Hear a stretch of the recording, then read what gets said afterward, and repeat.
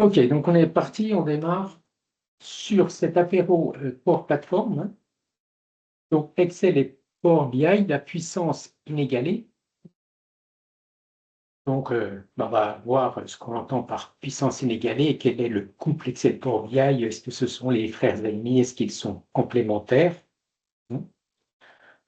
En 2, 3 secondes avant, je vais quand même me présenter. Je suis Jean-Pierre Girardot, donc cofondateur de la société DataPulse avec Tristan Malherbe.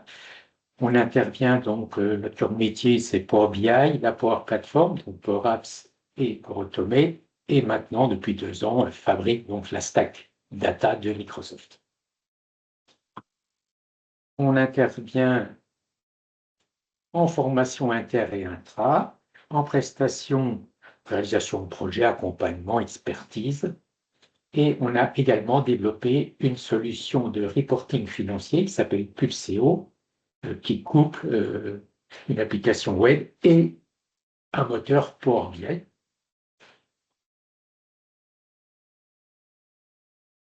Alors, je reviens à la thématique de ce soir. Donc, Excel et Power BI, la puissance inégalée.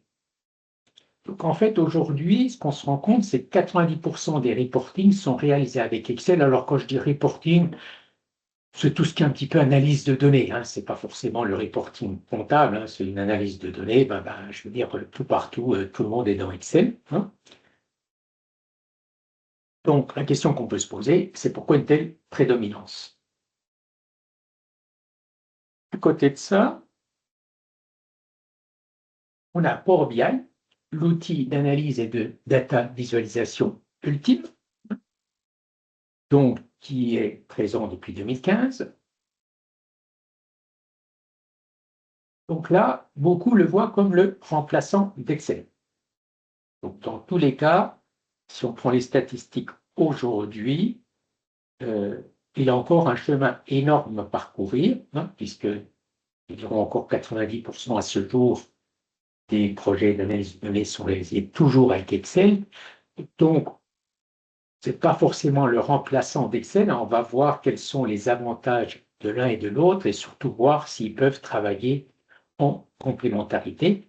Bon, il faut savoir que aussi bien Power BI qu'Excel, je n'apprends rien, sont deux produits de Microsoft, donc il n'y a pas d'intérêt forcément à faire que l'un supprime l'autre. Alors, Excel versus Power BI, le match, voilà, justement, parce que tout le monde les compare, hein. Donc, on va essayer de mettre quelques. Alors, il y a le côté facile à prendre en main. Donc, Excel, tout le monde dit oui. Donc, moi, je mettrais quand même un petit bémol parce qu'aujourd'hui, quand je regarde, on fait beaucoup de formations. L'ensemble des gens qu'on forme ont quand même globalement des niveaux très, très moyens dans Excel. Donc, c'est facile à prendre en main, mais beaucoup ne font pas d'efforts, justement, et ont des niveaux moyens. Mais c'est la force d'Excel, c'est que même à un niveau débutant moyen, finalement, on arrive à faire ce que l'on a en tête. Par contre, ça va prendre beaucoup de temps, il y aura des erreurs qu'il faudra mettre à jour, ce ne sera pas forcément optimisé, mais on va arriver à faire le job.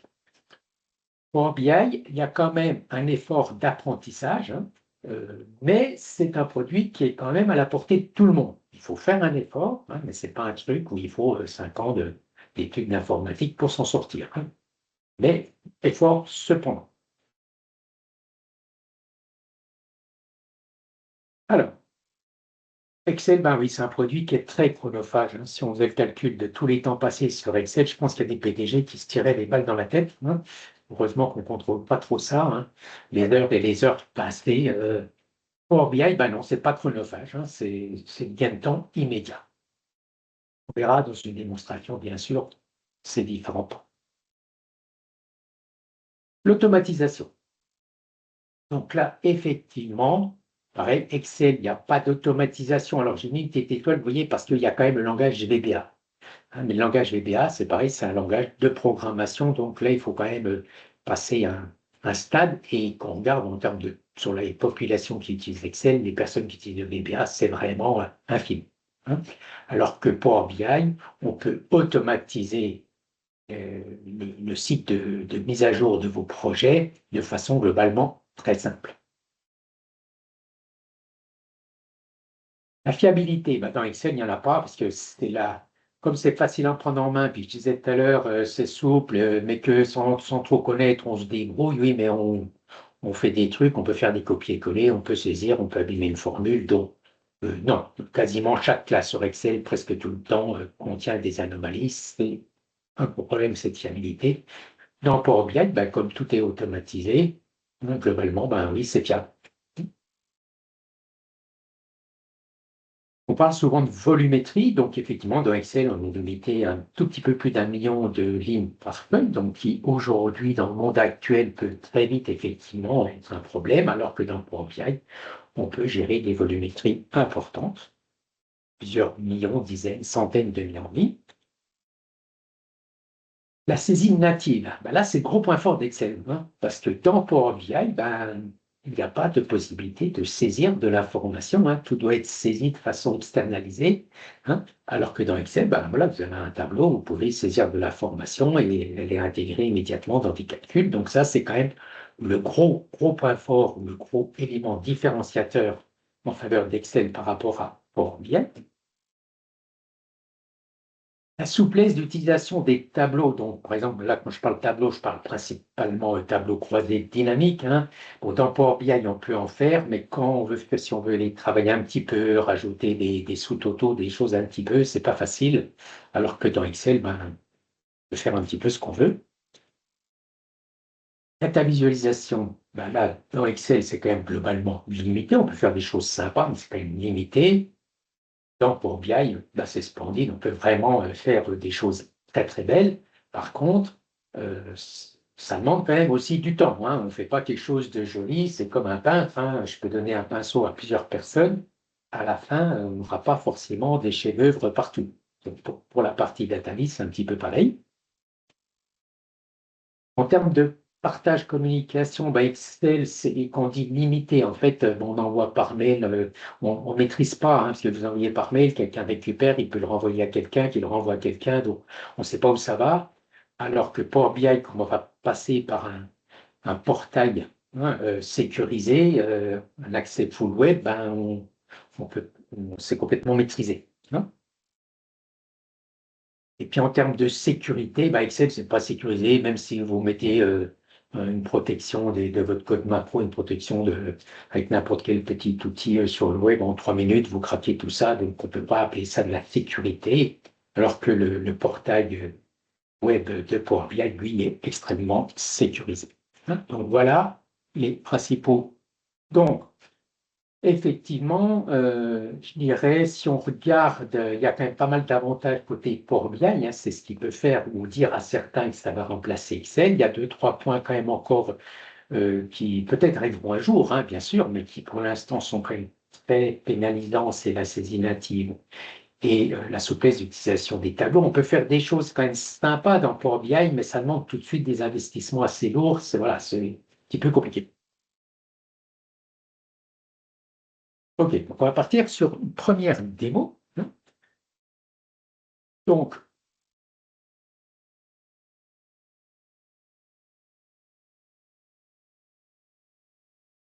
je vais ouvrir un Power BI là. Je ne sais pas dans l'audience si les personnes connaissent bien Power BI. Donc, le but ici, c'est de montrer le côté, de situer les différents avantages dont j'ai parlé précédemment concernant Power BI. Donc, côté DataVis splendide, ça, je ne peux pas parler que ce soit splendide. Ce que je peux simplement dire, c'est que c'est quand même déjà interactif, hein. Je sélectionne et ça change. Si on veut voir vite fait une ou deux databases splendides, là et là, splendides. Disons sympathiques, hein, parce que tout est toujours relatif, hein. Donc là, je suis dans le portail Power BI, hein. Là, j'ai quelque chose complètement interactif, dynamique. Je sélectionne ici, mettons, l'Amérique. Voilà, tout change, l'Asie, hein. Les données sont,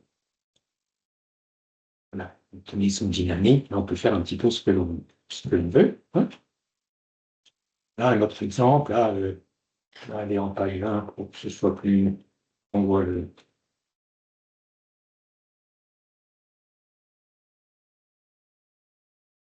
Ah, donc là, c'est full Power BI, hein, c'est pas un site web, même si ça peut y ressembler, hein, si on est complètement dans Power BI. Je vais sur la synthèse, donc des menus, de l'interactivité. Hein, je peux changer d'affaires, je peux passer mon marge. Hein, on peut avoir des infos plus graphiques, sympa. Donc, on peut faire un petit peu ce que l'on veut, cartographie. On voit qu'effectivement, en termes de restitution, on même un petit peu mieux qu'Excel. Après, dans le côté, comment dire, volumétrie, ici, vous voyez, si je vous montre mon modèle, j'ai ici une table des factures, hein, où j'ai 2 millions, un peu plus de 2 millions de lignes. Hein, donc, en fait, dans Excel, je serais coincé. Hein, je ne pourrais pas en importer autant. Et quand on dit grosse volumétrie, au-delà qu'on peut importer beaucoup de données, vous avez vu tout à l'heure, quand j'ai changé, c'est globalement, hein, instantané, même si j'ai 2, 10 millions de lignes. Hein, si ici je choisis un pays, je vois l'Allemagne, hein, et voilà, hein, ça réagit instantanément. Hein. Donc même avec des énormes volumétries, les temps sont très très rapides. Après, on a parlé automatisation. Effectivement, ici, je vais vous montrer, on va le faire. Je vais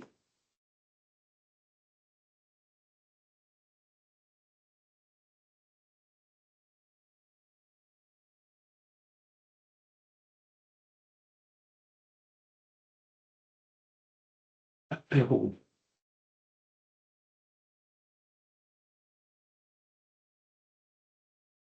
voyez, j'ai un dossier là où, en fait, j'ai importé 3 fichiers Excel, hein, pour arriver à mes 2 millions. Et là, ce que je vais faire, on me dit que les factures 2017 sont arrivées. Donc, je vais aller là, je vais copier, je vais coller, et je retourne dans mon PowerPoint. Et là, il suffit que je fasse, donc si on regarde ici, vous voyez, si je choisis 2017, j'ai rien. Hein. Donc là, il suffit que je fasse actualiser, donc un clic, hein, et tout le processus de récupération des données, de leur préparation, si elles sont au départ dans un état non, disons, divérable, analysable immédiatement, peu importe le nombre de manipulations qu'il y a à faire, il y a un seul clic à faire. Donc ce temps d'import, bien évidemment, peut éventuellement varier, même de façon des fois significative, hein, plusieurs minutes, plusieurs heures. Il y a des très très grosses volumétries, mais le gros avantage, c'est que ce travail d'actualisation, on peut le planifier, par exemple, pour qu'il se déroule toutes les nuits. Ce qui fait que même s'il prend un quart d'heure, une demi-heure, on arrive le matin, tout est à jour. Donc là, ça prend. Vous voyez, ici, on voit que c'est en train de monter. Donc, c'est surtout cette table-là qui est importante. Vous voyez, elle est en train de traiter 2016. Hein, donc, il me reste encore à peu près 30 secondes avant que ce soit à jour. Mais par contre, je n'ai rien à faire d'autre. Hein, dans Excel, avec déjà des fichiers de plus d'1 million de lignes, ça serait compliqué. Il faut toujours des copier-coller, des manipulations. Il faut étendre des formules. Donc, voilà. Donc, c'est chronophage. Le fait de faire plein de manipulations manuelles, c'est le problème du risque d'erreur, de fiabilité. Vous voyez, donc là, j'ai bien mes données 2017 qui sont arrivées.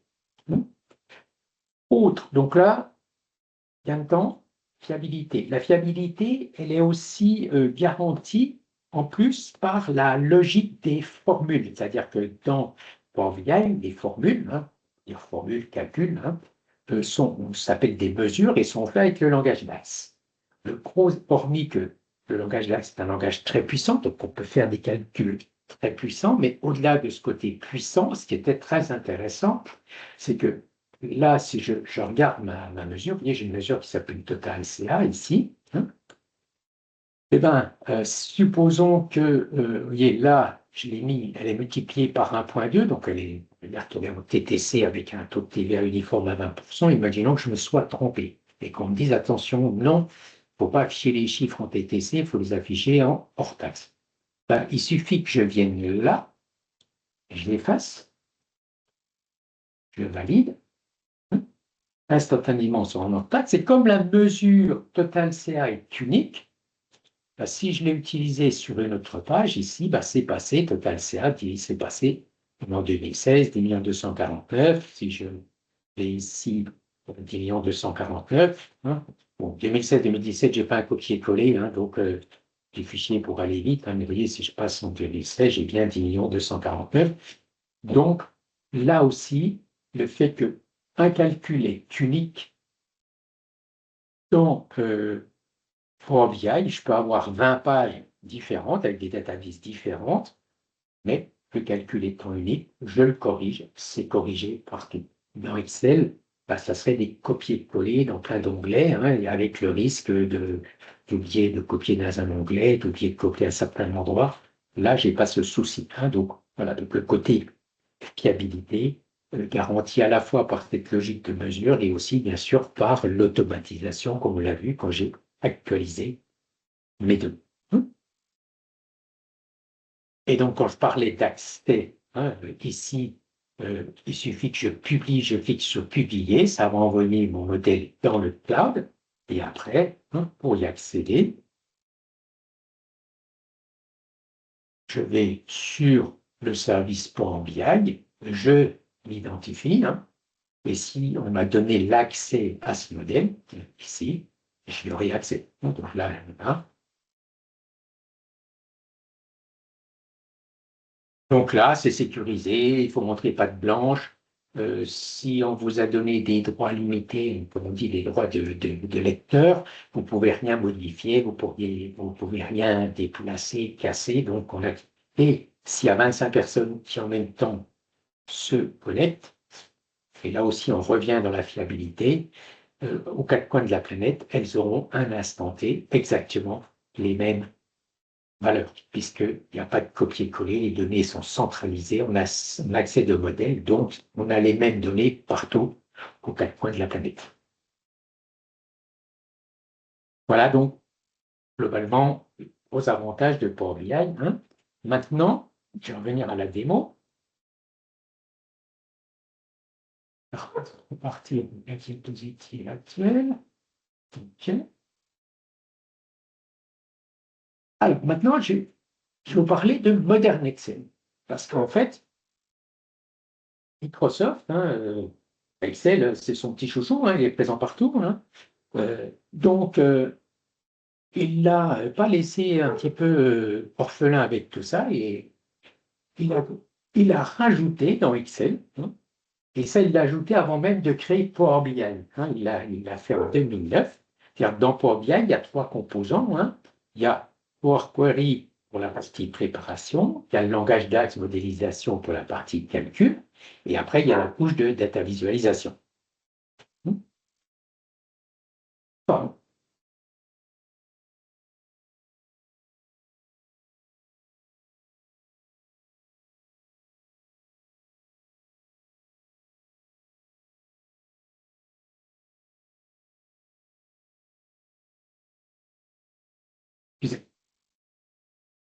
Mon chien qui brûle un petit peu trop fort. Je ne sais pas si vous l'entendiez, mais moi, ça me perturbait un petit peu. Non, pas de souci, on Donc, n'entendait rien.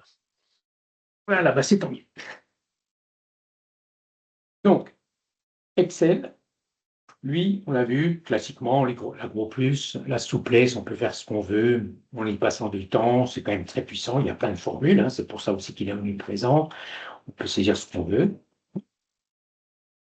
Et donc, ils ont rajouté Power Query. Donc, Power Query, en fait, est sorti d'abord dans Excel. Hein, il est sorti en 2011 hein, en tant qu'add-in pour faire tout ce qui est ETL. Hein, donc, depuis la version Excel 2016, c'est plus un add-in, c'est intégré dans Excel. Alors, donc là, c'est là que je vais récupérer, comme je l'ai dit, l'automatisation, gain de temps, fiabilité. Et ensuite, ils ont aussi intégré le DAX. Hein, donc, c'est ce qui nous permet d'avoir dans Excel des fortes volumétries, plusieurs centaines de millions de lignes. On retrouve la logique des mesures qui sont uniques, donc qui garantissent la fiabilité, ainsi de suite, plus des calculs très puissants. Et le langage DAX, il a apparu dans Excel avant même Power Query, il a apparu en 2009 sous le nom Power Pivot, sous forme d'un add-in. C'est toujours sous forme d'un add-in, et c'est là depuis 2009. Et ensuite, En termes de restitution, on va voir que pour adresser les problèmes de saisie dans les tableaux, la souplesse des tableaux, euh, utiliser Power Query, tout ça dans Excel, on va voir deux façons de faire, bon, mais surtout les fonctions cubes qui apportent énormément de choses, hein, qui permettent d'interroger un modèle de données. Hein, donc, je vais vous montrer ça. Alors, si je fais pareil, je synthétise.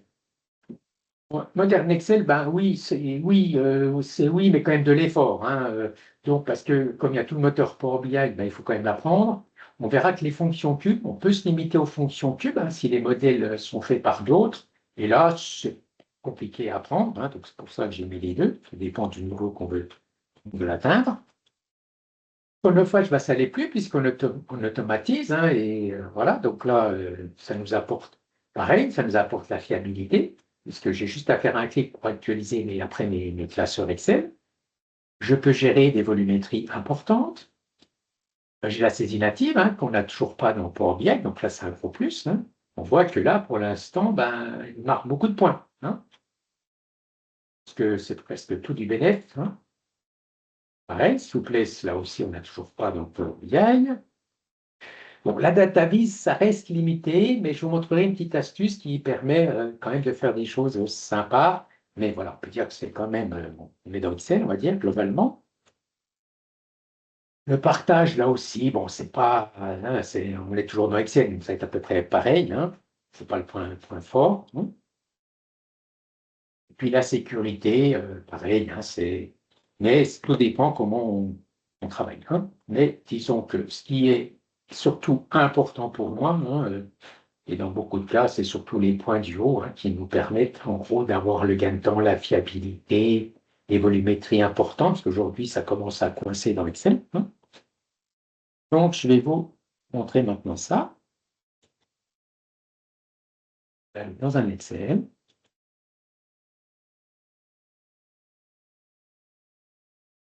Alors, je crée un Excel vierge, nouveau classement.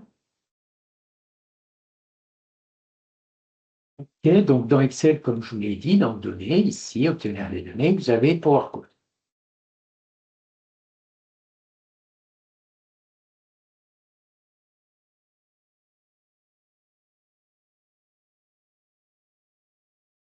Donc, c'est le même pour ceux qui ont déjà vu, c'est le même que dans. Alors, ce que je vais faire, je vais retourner dans montrer une petite chose ici. Ben là, j'ai aussi transformé les données. J'ai aussi Power Query, hein. Et ici, vous voyez, j'ai toutes mes requêtes. Ben, je vais les sélectionner, je vais les copier, je vais aller dans mon Excel, je vais les coller, tout simplement. Et là, je fais fermer et charger non. Donc, je vais envoyer ça dans le modèle de données, c'est-à-dire dans Power Pivot. Donc, l'avantage là, c'est qu'on va utiliser le langage DAX, c'est ce qui va nous permettre la forte volumétrie. J'envoie. Effectivement, ben voilà, vous voyez, à droite, il est en train de charger l'information.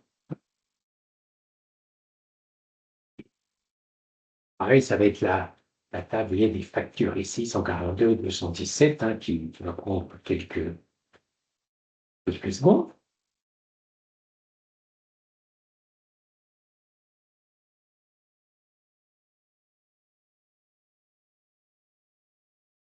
Et vous voyez ici, en haut, là, j'ai Power Pivot, hein.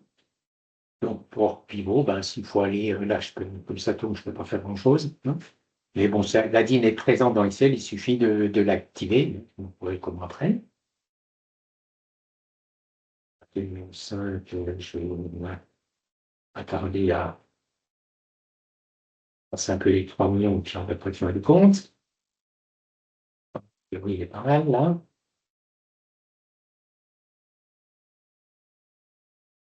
Donc, si j'ouvre Power Pivot, j'y arrive.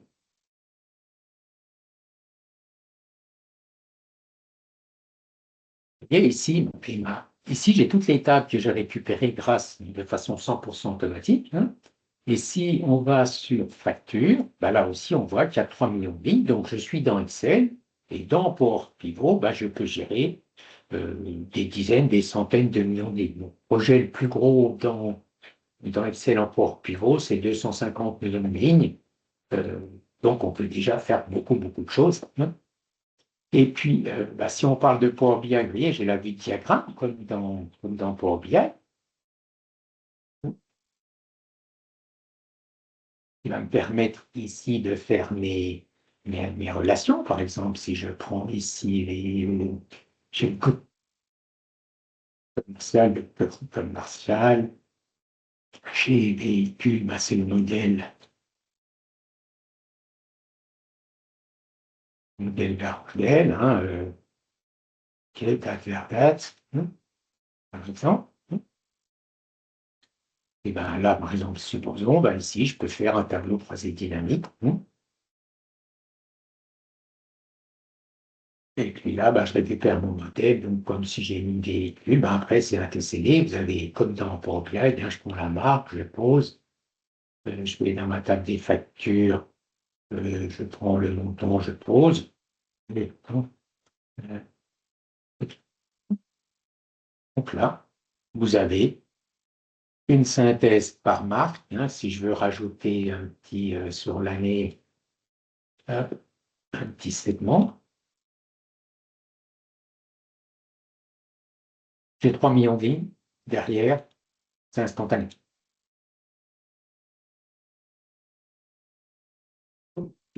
Donc je vais basculer pour pas tout faire sur un autre. Donc j'ai un petit peu préparé les choses pour vous montrer justement celui-ci. C'est le même, hein. Si j'ouvre pour pivot, gérer, voilà, on retrouve les mêmes tables. Le diagramme, là j'ai fait bien toutes les relations. Là, j'ai une table des factures, une table du budget prévisionnel, hein, pour pouvoir faire des comparaisons. Et je reviens dans ce modèle, si je vais là, si je vais dans les mesures, hein, mesures, gérer les mesures, j'en ai créé quelques-unes, hein. Vous voyez, j'ai le total CA, le total CA est de -1, hein. Donc si j'ouvre, modifier, je vais mettre, c'est du DAX, hein, c'est exactement le même DAX que dans Power BI, pour ceux qui connaissent le DAX, hein. Donc là aussi, mes mesures sont uniques et peuvent être utilisées dans toutes les pages, dans tous les onglets de mon classeur. Donc si je corrige là cette mesure, ça sera corrigé dans toutes les pages, hein, dans les pages où la mesure est utilisée. OK. Donc là, je suis en 2016. Donc là, j'ai un TCD classique, hein, par contre, un TCD, on le sait, on ne peut pas faire grand-chose, hein. Je ne peux pas insérer de lignes, je ne peux pas insérer de colonnes. Et puis, si je veux faire quelque chose comme ce tableau un petit peu, on va dire, déstructuré, c'est-à-dire ici, je voudrais récupérer, bien sûr, j'ai Peugeot-Renault, ces valeurs-là, hein, ici, je ne vais pas en copier-coller parce que tous les mois, il faudrait que je refasse la manip. Et un petit ratio, le pourcent des marques françaises par rapport au total général. Donc, faire ce type de tableau dans Power BI, ça demande quand même un petit peu de maîtrise. Il faut faire une table de présentation, il faut faire ces mesures, il faut faire des tests. Ça ne se fait pas en 20 secondes, on va dire. Puis il faut déjà quand même un petit niveau en DAX. Donc là, je vais vous montrer comment faire ça avec ce qu'on appelle les fonctions cubes. Les fonctions cubes, c'est pareil, c'est des fonctions dans Excel qui datent même avant 2009, puisqu'elles sont sorties pour se connecter au cube BI des concurrents, hein, dans les années 2005-2007. Hein, voilà, on pouvait se connecter à des cubes externes, hein, donc c'est pas forcément, c'est pas sorti avec Power BI à proprement parler. Donc, je vais y aller par étapes pour que vous compreniez bien, il n'y a rien de compliqué, mais je vais le faire. Et si je vais faire égal valeur cube, et fonction valeur cube, donc, qui va lire. Et ce que j'appelle sa fonction guillemets. Et je tape guillemets, là, il me propose mon modèle de données. Donc, des modèles pour pivot dans un classeur Excel, il peut y en avoir qu'un. Donc là, on le précise.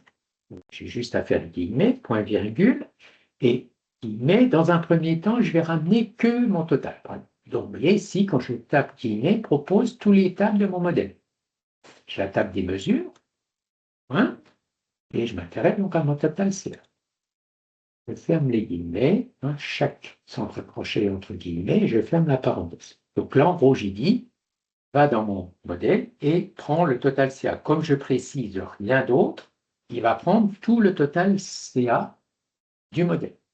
C'est-à-dire que, vous voyez, là, j'ai 40 millions. Si là, j'enlève, là, j'ai 13, mais si j'enlève mon fil sur l'année, j'ai bien 40 544, 40 544. Maintenant, je voudrais qu'il soit filtré sur l'année. Donc, pour ça, je vais lui dire qu'il interagisse avec mon segment qui est ici. Donc, le segment, je vais dans paramètres des segments, c'est pour savoir comment il s'appelle, parce que j'en ai plusieurs sur l'année. Vous voyez, c'est le 2, année 2. J'ai plusieurs segments année dans d'autres classeurs. Donc là, je retourne à ma formule, je vais rajouter un petit point virgule, et puis je tape SE, segment, vous voyez, c'est le segment année 2, puis j'ai un 4. Voilà, je double-clique, je valide.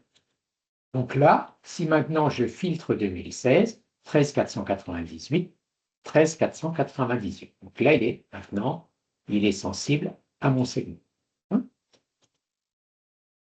Par contre, ici, pour l'instant, vous voyez, je ne lui ai pas donné d'informations concernant le fait qu'il doit se concentrer sur Peugeot. Hein.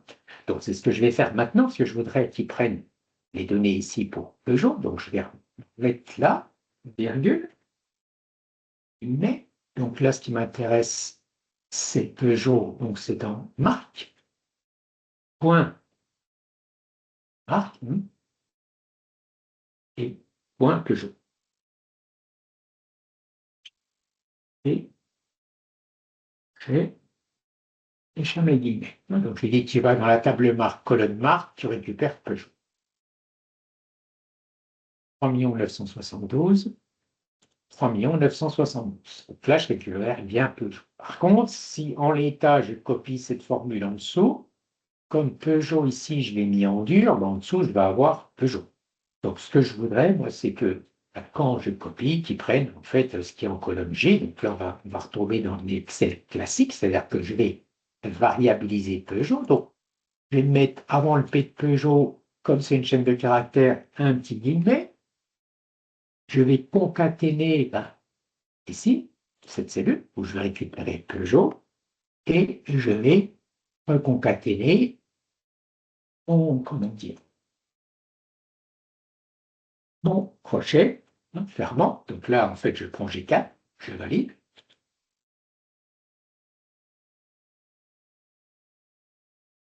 C'est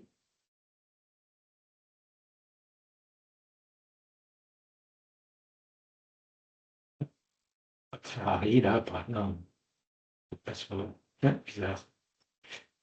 Ah oui, j'ai pas copié au bon endroit. Non, c'est moi, marque italienne, pièce de sport. Là, de toute façon, ça n'a pas de sens. Ah oui, là, c'est une petite faute. Attendez. Je ne copie pas tout à fait à bon escient. Marque italienne. Relevé.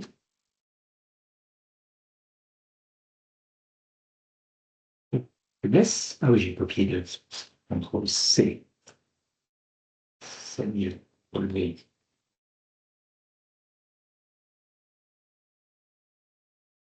Qu'est-ce qui se passe là?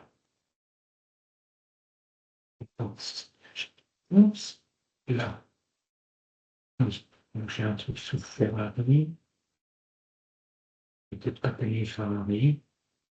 Que Ferrari qui bosse ici. Ah ben je n'ai pas là. C'est pour ça. Je n'ai pas de données Ferrari, donc je vais tout simplement supprimer cette ligne. Voilà. Donc là, j'ai en fait des données qui sont lues dans mon modèle. J'ai des formules Excel classiques, mais tout est interactif. C'est-à-dire que là, si je change d'année, je vais donner 2016. Rappelez-vous, il y a quand même 4 millions d'années.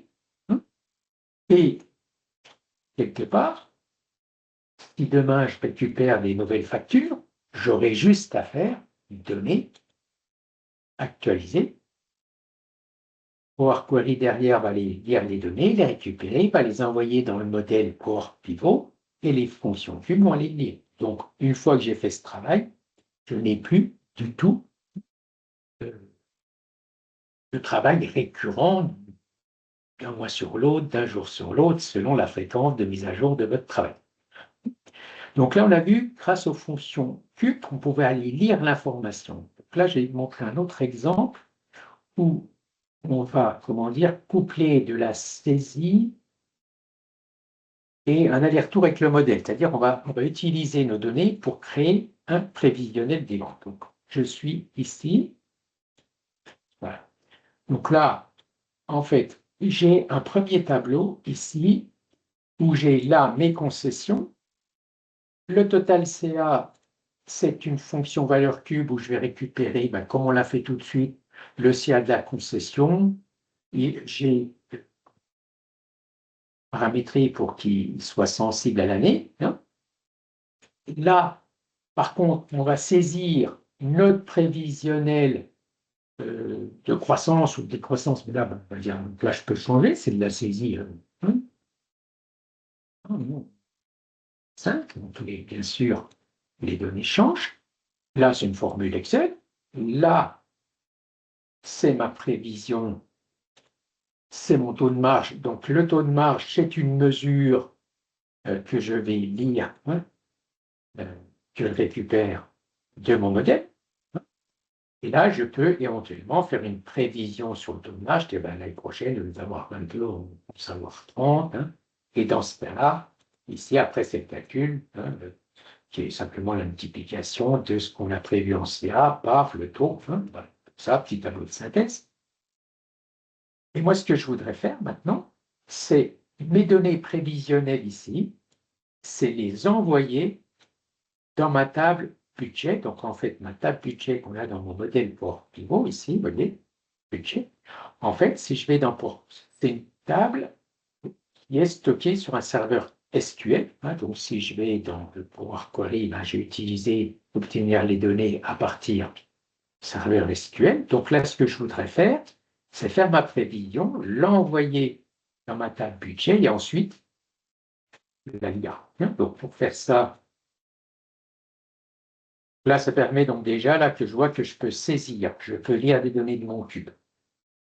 Je vais ici, j'ai fait un pro. Là, c'est, je vais lire ce coup-ci dans mon cube le chiffre d'affaires, ce coup-ci par marque et par concession.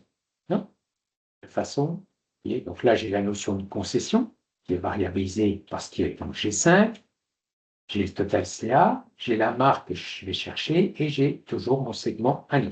Donc là, je récupère mes données qui sont pour l'instant dans mon modèle pour mon année concernée. Et mon troisième tableau ici, c'est une petite formule Excel qui fait un prorata, hein, c'est-à-dire qu'on multiplie mon prorata de CA par rapport à mon CA prévisionnel. Comme ça, je récupère là mes données. Et donc, l'idée, c'est que ces données-là, donc là, bien sûr, je m'appuie, si on regarde sur les données de 2016. Par contre, je suis en train de prévoir donc l'année suivante. Donc ici, je prévois 2017. Et si je vais ici, j'ai un petit tableau de contrôle, parce que j'ai déjà un prévisionnel. On peut imaginer qu'on a déjà fait un prévisionnel pour 2017. Là, mettons, c'est une révision. Donc là, on voit que j'ai quoi? OCR 707, 515, 7381. Ici, vous voyez, là, je n'ai pas bougé, mais là, j'ai 7716. Hein, je n'ai pas les mêmes valeurs. Donc, là, je vais envoyer mes données. Donc là, j'ai un petit bouton auquel j'ai associé une macro. Donc, l'intérêt quand même du VBA, ça, c'est un cas où c'est intéressant, parce que j'ai une petite macro VBA qui va lire ce tableau et envoyer les données dans ma table budget. Donc, je clique sur mon petit bouton. Voilà, les données, elles vont être supprimées. Oui, je vais les en place. Oui. Les données ont été mises à jour avec succès. Je valide. Donc là, maintenant, bien sûr, les données sont pas encore dans mon modèle Power Pivot, ma macro, elle a envoyé les données dans la base SQL. Maintenant, il faut que je fasse un actualiser tout. Alors, bien sûr, dans un projet plus complet, hein, dans ma macro, je pourrais, dans la dernière instruction, lui dire de déclencher l'actualisation. Là, je vais vous le montrer, je vais faire de façon manuelle. Donc, actualiser. Donc, je vais vous montrer qu'on peut, cela comme j'ai touché que budget, je vais actualiser que ma table budget. C'est pas la peine que j'actualise que le tout est actualisé. Donc là, quand vous savez que vous allez modifier qu'une pertinemment, vous n'êtes pas obligé de tout relancer. Donc là, il a fait le job, 7716. On va voir en contrôle si j'ai bien ça. J'ai bien 7716. Donc là, il a bien été relire ma table SQL et l'intégrer. Donc on voit que là, ce genre de choses, prévision, récupérer des données, créer des mesures, faire un tableau, une synthèse, saisir de la donnée prévisionnelle, comme on l'a fait, injecter, ça, c'est pas possible à faire avec Power BI de façon aujourd'hui. Power BI, je ne peux pas saisir donc, ce genre de processus prévisionnel. Hein, et ben, aujourd'hui, il n'y a que avec Excel et fonctions cube qu'on peut facilement le faire. Hein. Dans Power BI, il y a des possibilités, mais non natives, c'est-à-dire en utilisant des composants additionnels, comme par exemple InfoRiver. Hein, donc, InfoRiver, mais il y aura un apéro sur InfoRiver. Donc, InfoRiver, c'est un petit peu, euh, euh, entre autres, il y a plein de possibilités, mais on va dire, pour en citer que deux, c'est de pouvoir faire des tableaux Excel un petit peu sympas, mais dans Power BI, hein, qui est un peu look, et ainsi de suite. Et puis aussi de permettre de la saisie, hein, comme je viens de le faire, de façon à pouvoir faire ce genre de choses, mais en restant dans, dans Power BI. Hein. Mais là, vous avez vu que là, après, tout est automatisé. Une fois que j'ai fait mon petit projet, juste à faire actualiser, je saisis mes hypothèses et tout est fait. Hein. Donc, grâce aux fonctions cube, hein, enregistré.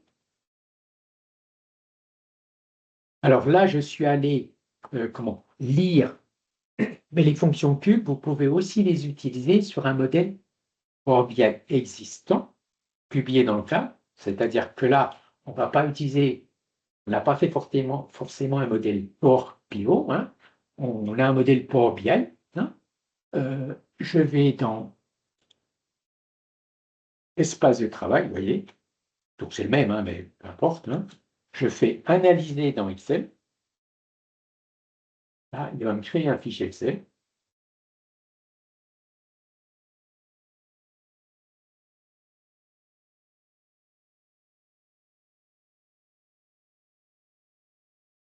Je vais donc téléchargement. Hein. Je vais fermer le truc, moi. Je clique.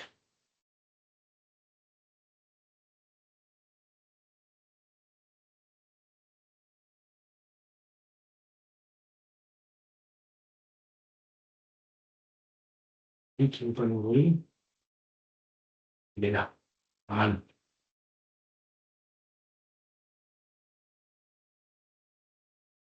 Donc, en fait, analyser dans Excel. Alors là, il me demande de me connecter, parce que hein, là, je me suis connecté à Excel, c'est sécurisé, donc s'il n'y a pas d'accès, tout ça, ne pouvez pas. Hein. OK, donc là, je me suis identifié. Je récupère mon modèle complet avec toutes mes mesures. Donc déjà, le premier truc, si c'est mon besoin, je peux tout simplement créer, par exemple, un TCD. Hein, OK, total CA.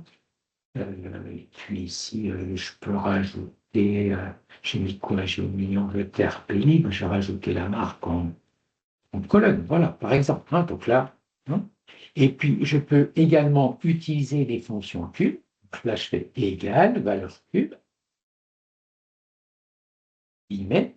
Et là, vous voyez, c'est plus this data workbook model, c'est l'adresse Azure, hein, api.bi.com de mon modèle.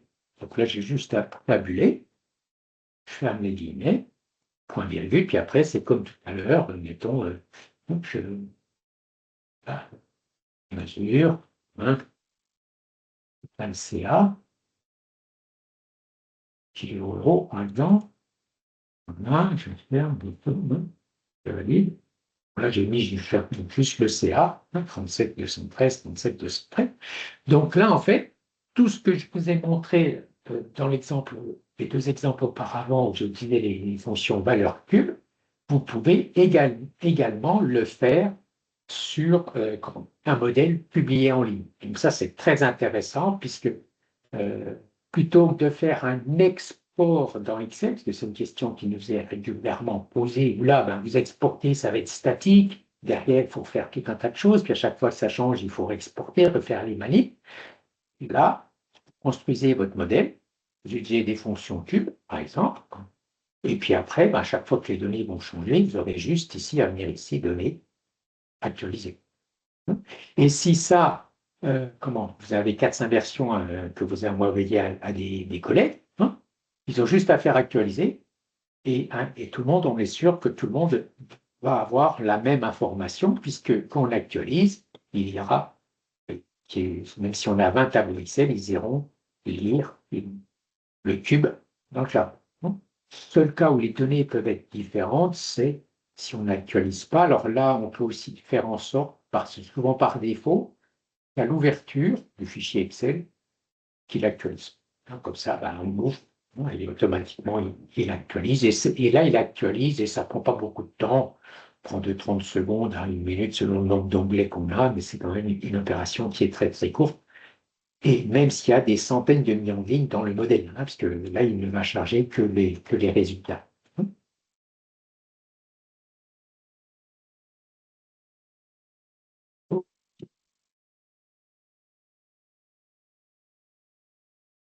Voilà. Donc, en conclusion, ce que l'on peut dire, c'est que Excel et Power BI ne sont pas du tout,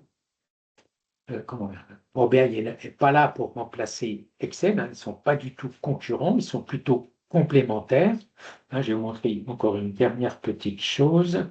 Par exemple, aussi, imaginez, vous avez fait un beau projet, voilà, vous avez fait un projet avec dans Power Pivot, avec plein de tas, plein de mesures, des beaux trucs comme ça marche bien, tout le monde est content, mais il y a toujours un petit grain de sable, il y en a un de vos collègues qui vous dit, ah tiens, ton truc c'est super, mais là j'ai une réunion, est-ce qu'on pourrait faire quand même une petite data vise pour BI un peu plus sexy, un peu plus sympa, hein? Eh bien, je vais vous montrer, il faut que je l'enregistre et que je le ferme, hein. Donc je vais le fermer. Je vais aller dans Power BI Desktop, je vais faire un fichier nouveau.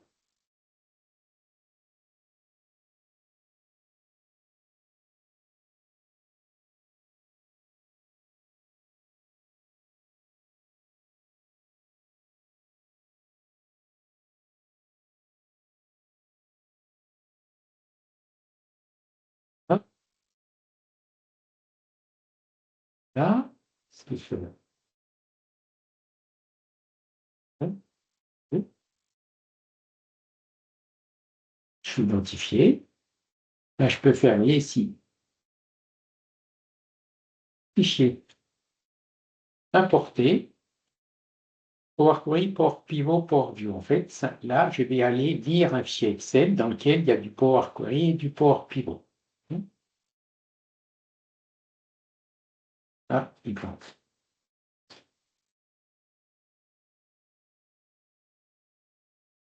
Là, il faut me croire, hein. Là, et là, parce que là, j'ai un petit souci depuis la dernière version, mais en fait, normalement, quand on est là, ben, il importe vos requêtes Power Query, vos mesures, ainsi de suite, hein. Et donc, vous récupérez tout votre modèle, exactement comme si vous étiez là, hein. Vous récupérez tout ce qu'il y a dans tout ce que vous avez fait en mesure, en table, en requête Power Query. Après, donc, rien ne vous empêche de faire une petite data analyse avec Power BI. Vous n'êtes pas obligé de tout reconstruire, hein.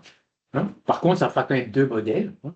Si vous corrigez après dans Excel, Éventuellement, il faudra penser à le corriger. On aura quand même deux modèles, hein, mais on n'est pas coincé 100% en se disant si on a un besoin, on peut quand même faire une data analyse un peu sympa.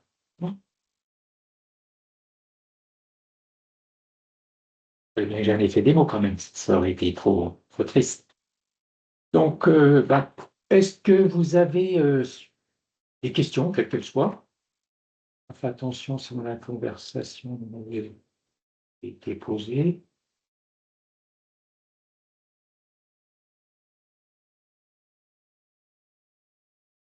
Pas de questions, personne?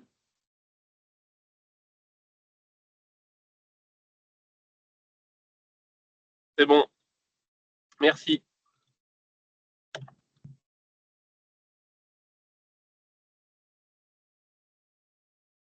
Alors, juste pour terminer, donc, comme on donne des formations, hein, qui ont la casquette commerciale en quelques secondes, hein, on a des formations sur, bien sûr, Power BI, hein, initiation, perfectionnement, data visualisation. On a même des formations langage M avancé, DAX avancé, hein. Et on a aussi une formation moderne Excel, hein, donc qui a euh, va concerner des personnes qui veulent voir ce qu'on maîtriser les fonctions cubes, mais aussi Power Query, voilà, faire un modèle dans Power Pivot, hein. Donc voilà, c'est une formation qui est sympa, hein. Et pour ceux qui veulent rester dans Excel, qui maîtrisent déjà bien Excel, mais qui veulent être encore plus performants dans Excel. Donc, sur ce, je vous souhaite à tous et à toutes une bonne soirée, hein. Et puis, donc, à bientôt. À bientôt.